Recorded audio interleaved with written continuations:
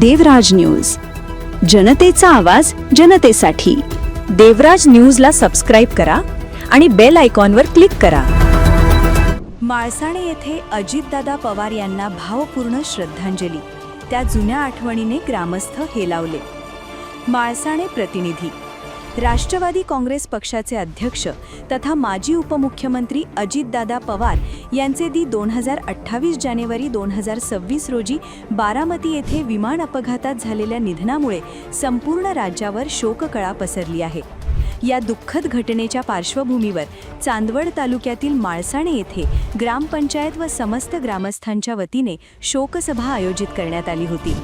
यावेळी उपस्थित मान्यवरांनी दादांच्या आठवणींना उजाळा देत त्यांना श्रद्धांजली अर्पण केली।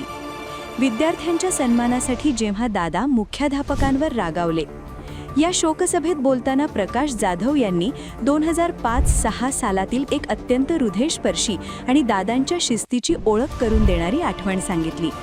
ते म्हणाले की जेव्हा DS बाबा आहेर यांची तापी खोरे विकास महामंडळाच्या उपाध्यक्षपदी निवड झाली होती, तेव्हा सोग्रस फाटा येथे त्यांचे स्वागत करण्यासाठी अजितदादा पवार थांबले होते।